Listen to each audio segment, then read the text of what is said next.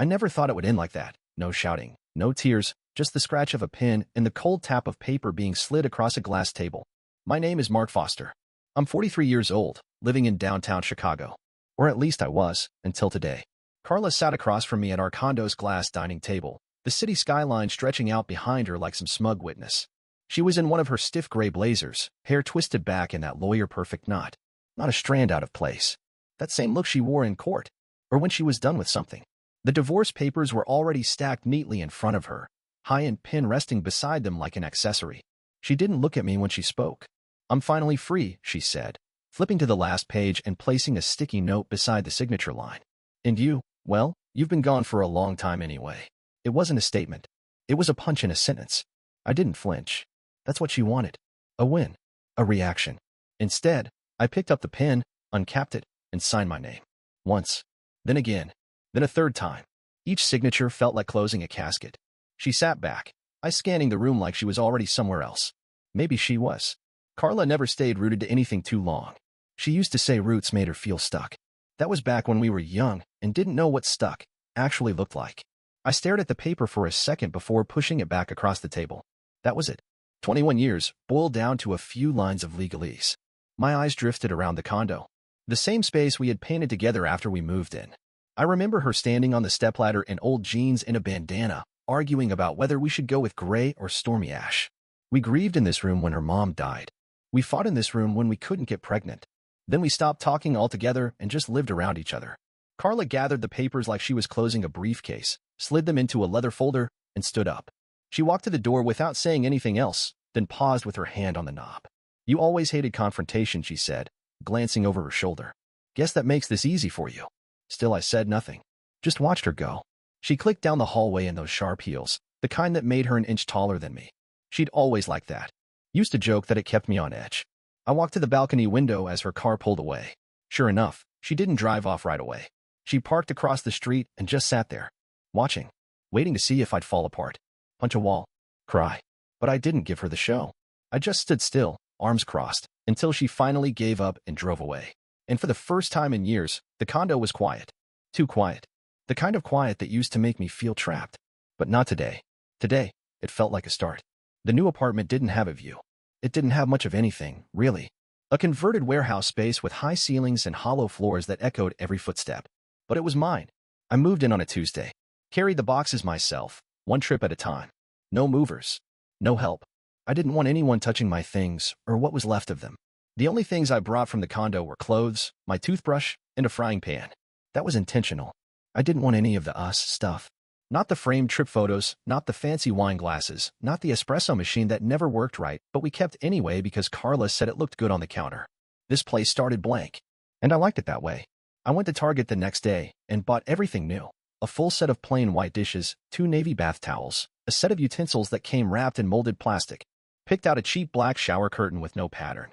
Even the bed sheets were gray, not the soft, high thread count ones we used to have, just the basic cotton set in the clearance aisle. No softness. No comfort. Just function. There was something almost satisfying about it. Like wiping down a whiteboard and starting fresh. A week passed before I even opened a drawer. When I did, it squeaked. Loudly. So I fixed it.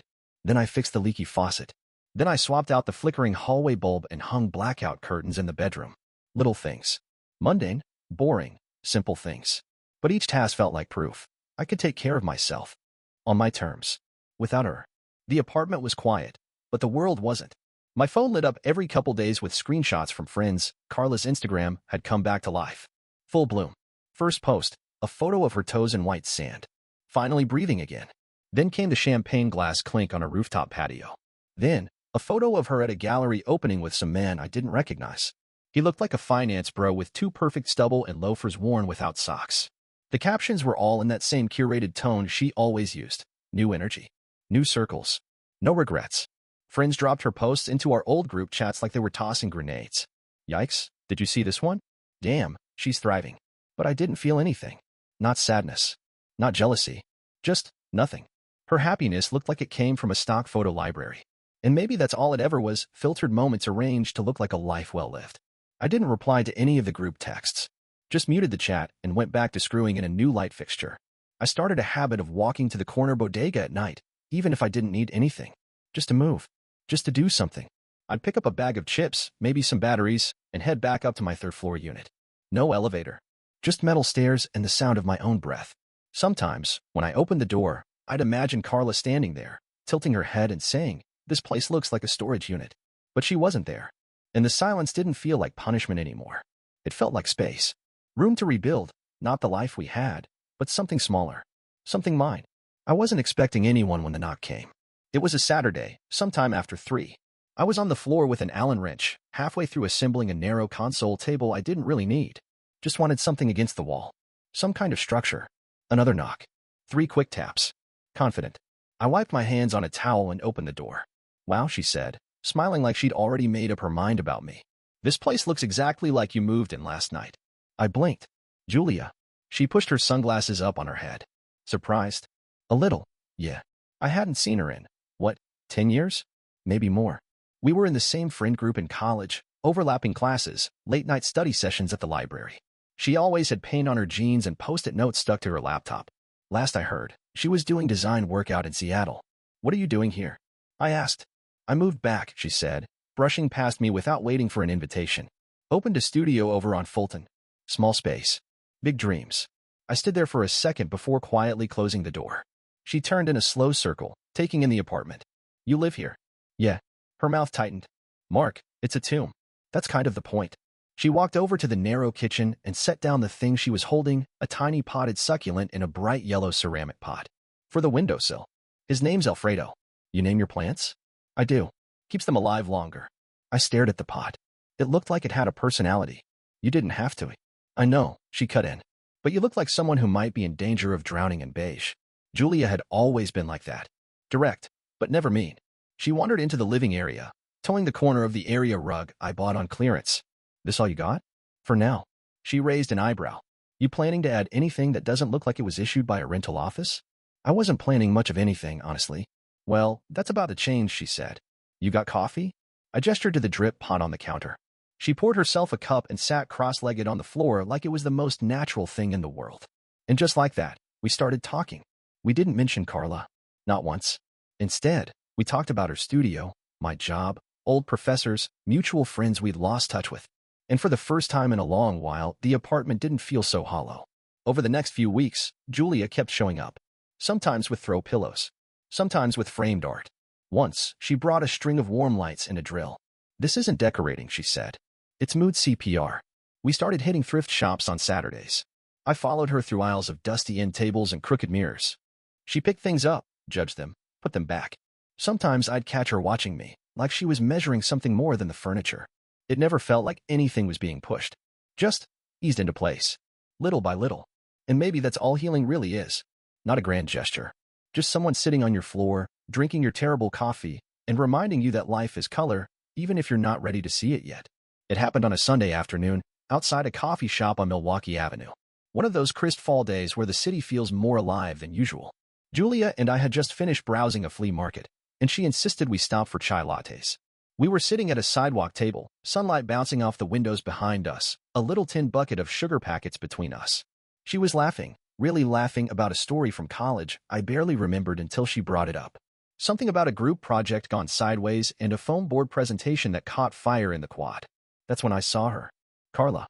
She was across the street, standing near a boutique clothing store, holding a shopping bag in one hand and a to-go cup in the other. Her hair was shorter than I remembered, straighter. A little too styled, like she'd spent extra time on it for someone else. She wasn't alone. The same man from her Instagram, Mr. No Socks Loafers, stood beside her, tapping something into his phone. But Carla wasn't looking at him. She was looking at us. Our eyes met, and for a second, her expression faltered. Just a flicker. She didn't wave, didn't smile, just stood there, watching. I turned back to Julia, who hadn't noticed. "Everything okay?" she asked, breaking a cookie in half and offering me a piece. "Yeah," I said, taking it. "All good." I didn't look back across the street. That night, the text came in at 9:43 p.m. Carla. "Guess some people move on faster than others. Hope she likes fixer-uppers." I stared at the screen. No greeting. No context. Just a passive-aggressive jab wrapped in faux detachment. I read it twice, then deleted the entire message thread without replying. Then I turned off my phone. Julia was curled up on the couch, flipping through an old design book I had never seen before. She looked up as I came in from the kitchen. "You okay?" Yeah, I said, settling beside her. We split leftover takeout and put on some dumb comedy. Something with a laugh track and bad lighting. She leaned into me without asking, her head resting on my shoulder like she'd been doing it for years. We didn't talk about Carla. We didn't need to.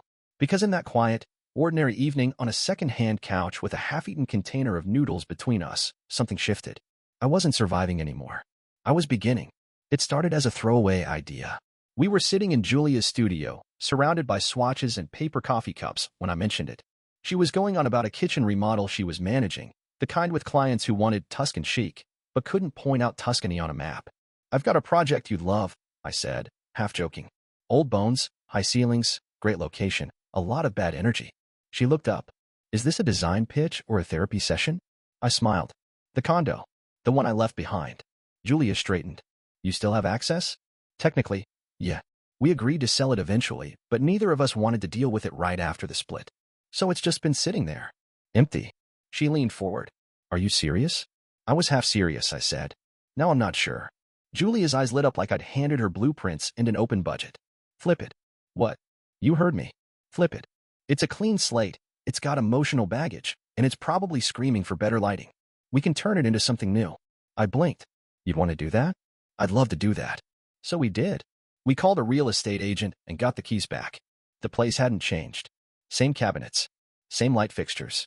Same stale, untouched air. Carla hadn't touched a thing, which made sense. She never looked backward unless she needed ammunition. But this time, I didn't see memories. I saw potential. Julia walked through like a general surveying terrain. She pointed out which walls could come down, where the natural light got wasted. How the kitchen could be opened up with a peninsula instead of that dated U-shape.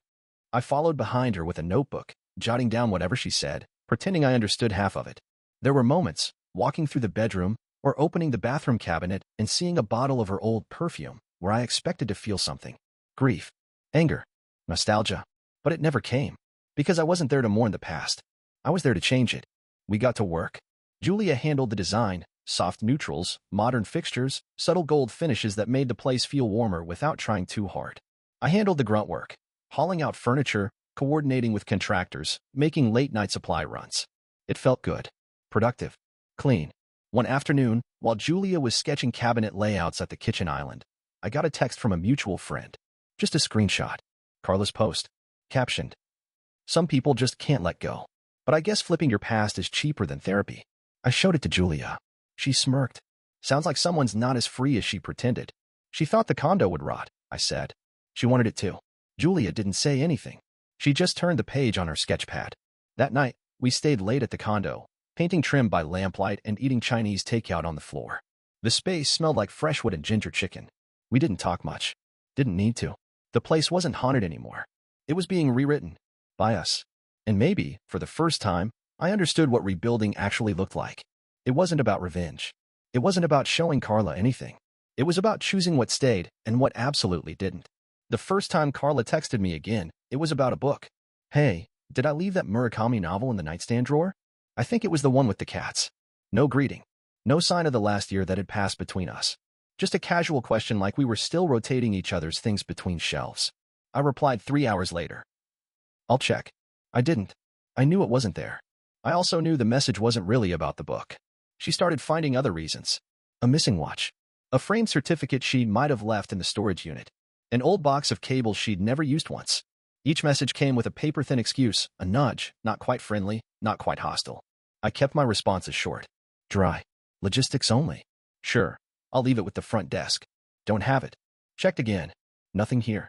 And every time, she responded with a clipped, thanks, no punctuation. Like the silence was stretching, but she didn't want to be the one to cut it completely. One afternoon, Julia and I were carrying bags of hardware through the lobby of the condo building. We were covered in dust, laughing about a rogue paint sample she'd accidentally spilled on her jeans, when I saw a car parked across the street. Black Audi. Her car. I paused. Julia noticed. You okay? She asked. I didn't answer. Just nodded toward the window. Carla was sitting in the driver's seat, sunglasses on, head turned just slightly toward the building. She didn't get out. Just watched. I held the door for Julia and didn't look back. That night, around 10 p.m., another message came through. You really haven't changed. Still cold. Still impossible to live with. I stared at the screen. The words were sharp, but I knew what they were looking for. Heat. Reaction. Something that said I was still within reach. I powered off my phone and left it face down on the kitchen counter. Julia was in the next room, rearranging fabric samples, humming softly to herself. I stood there in the calm. It was a calm I had built, inch by inch, weekend by weekend, with blackout curtains and cordless drills and meals eaten cross-legged on unfinished floors. It wasn't flashy. It didn't sparkle on social media. But it was mine. And more importantly, it was quiet. I thought about replying to Carla. Something final. Something that told her to stop hovering at the edge of my life like a shadow. But I didn't. Because silence wasn't avoidance anymore. It was armor. And this time, I wasn't letting it crack. It had been months since I'd worn anything with buttons that wasn't stained with primer or dust. But that Friday night, I stood in front of my bedroom mirror in a clean navy shirt and dark slacks, brushing imaginary lint from my sleeve. Julia stepped into view behind me, looping an earring into place. "You clean up better than I expected," she said, smirking. "Gee, thanks." She shrugged, playful. "Just saying, this is a big improvement from the guy who once wore gym socks to brunch." We were headed to an art opening. One of her clients, a local ceramicist, was debuting a new line at a gallery in Logan Square. It wasn't my scene, not really, but Julia had asked, and for some reason, I said yes without thinking twice. The gallery buzzed with soft music and delicate clinks of wine glasses. People milled about in minimalist outfits, speaking in half-whispers, tilting their heads at expensive clay. Julia fit right in. She always had that ability to move through a room like she belonged in every corner of it. I stood beside her as she made small talk with the artist, sipping from a plastic flute of flat champagne. At some point, a guy with a camera asked if he could snap a few photos of us for the event's Instagram page. "Sure," Julia said, wrapping an arm casually around mine. The flash popped. Didn't think anything of it. Until 2 days later, when my phone buzzed with a screenshot. A friend from our old circle. "You're on Gallery Lights feed. Looking sharp." "That's Julia, right?" And below it, the photo. Julia and me, mid-laugh, her hand on my chest like it had always been there. I didn't respond. I just stared at the image for a while. I looked happy. No forced grin. No stiffness. Just there. Present. That same afternoon, Carla posted a black square. Just that. A black screen with the caption, "Some endings are harder than others." 2 days later, a blurry selfie with a wine glass and the caption, "Healing is not linear." And then came the final blow. Some people move on with props. I prefer honesty. I didn't reply. I didn't even feel anything. Not anger. Not guilt. Not satisfaction. Just distance. That night, Julia and I ate takeout on the patio of the nearly finished condo. No music, no phones, just warm air and the sound of the city rolling in like waves. She passed me a dumpling and said, "You good?" I nodded. "Yeah." Because I hadn't gone to the art show to be seen. I went because I wanted to live. And if Carla noticed, that wasn't my problem anymore. The rain came in waves that night, heavy, cold, relentless. I was in the kitchen, rinsing dishes from dinner, when Julia walked in with her sleeves rolled up and hair still damp from her shower. "You hear that?" she asked, nodding toward the window. I paused. The knocking was faint, but steady. Someone was at the front door. We weren't expecting anyone. I dried my hands and walked down the hall, flipping the porch light on before I opened the door. There she was, Carla, soaked to the bone, her eyeliner smudged, hair clinging to her cheeks. She wasn't dressed for the weather, just a thin sweater and heels, the kind you don't walk in, the kind you wear to be seen. "Can I come in?" she asked, voice trembling. "It's pouring." I hesitated. Just for a second. Then stepped aside. She moved inside slowly, dripping all over the entryway. She didn't look at me right away. Her eyes swept the room instead, pausing on the soft lamplight, the plants by the windowsill, the ceramic bowl on the hallway table, Julia's touch, everywhere. Then she saw it. Julia's denim jacket slung over the back of the couch. A half-finished mug on the coffee table. The quiet hum of a record playing softly from the living room. That's when it hit her. She wasn't part of this life anymore. "Oh," she said. Her voice cracked around that one syllable like it had cost her more than she planned to spend. "She lives here." "No," I said calmly. "But she's here often." Carla nodded, her jaw tightening. She crossed her arms, more to hold herself together than for warmth. "I don't even know why I came." I said nothing. Let the silence stretch. She turned to face me. "It's just. I was thinking about everything. The place. Us. And I thought maybe." She didn't finish the sentence. Instead, she sat down on the edge of the entryway bench and buried her face in her hands. "I made a mistake," she whispered. "A big one." I leaned against the wall, arms crossed. I didn't feel cruel. I didn't feel vindicated. Just still. "I keep waiting to feel okay," she said. "But I don't." Behind her, I saw Julia quietly step into the hallway. She didn't interrupt. Just gave me a small look, more question than concern, and I gave her the slightest shake of my head. "Not now." Carla looked up at me, eyes red. "Can we talk? Like really talk?" I let the moment sit. I could have said a lot. Could have listed every insult, every manipulation, every time she needed me to break so she could feel powerful. But instead, I just said the one thing I knew she wasn't ready for. It's not mine to fix anymore. Her shoulders sagged. I opened the door. She stood up slowly, nodded once, and stepped back into the storm. No umbrella. No more words.